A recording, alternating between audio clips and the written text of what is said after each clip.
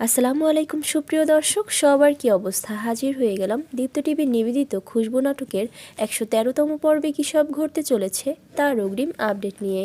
এই পর্বটি কেউ মিস করবেন না, কারণ এই পর্বে আপনারা দেখতে পারবেন আলমকে দেখা যাবে নেশার ঘরে সে যে তার বোনের খাটের নিচে সুইটিকে হাত পা বাঁধা অবস্থায় দেখে ফেলেছিল সেটা তার মনে পড়ে যাবে, কিন্তু এই বিষয়টা তার বোনকে বোঝাতে গেলে সে নেশা করেছে দেখে তার বোন রাগ করে তাকে ঘর থেকে বের করে দিবে। তখন সে চলে যাওয়ার সময় আবারও যখন সুইটিকে দেখতে পাবে তখন পুরো বিষয়টা তার কাছে ক্লিয়ার হয়ে যাবে। তখন সে তার বোনকে ভালোভাবে বিষয়টা বোঝাতে গেলে তখন আমজাদ তাকে বাধা দিবে, আর তখন সে আমজাদের গলা চেপে ধরবে এবং বলবে, তোকে আমি মেরে ফেলবো, সত্যি করে বল ওই মেয়েটাকে। আর এটা দেখে তখন সেতুকে দেখা যাবে সে আলমের গালে একটা চর বসিয়ে দেবে।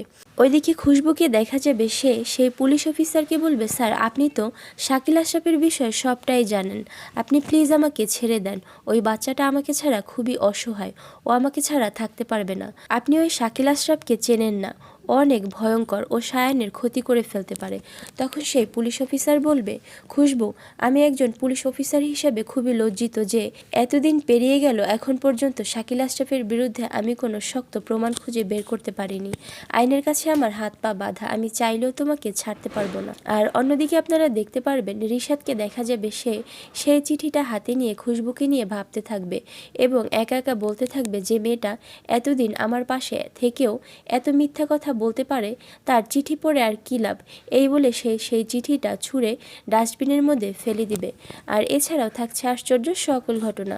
সুতরাং সবাইকে খুশবু নাটকের আগামী পর্ব দেখার আমন্ত্রণ রইল। ধন্যবাদ।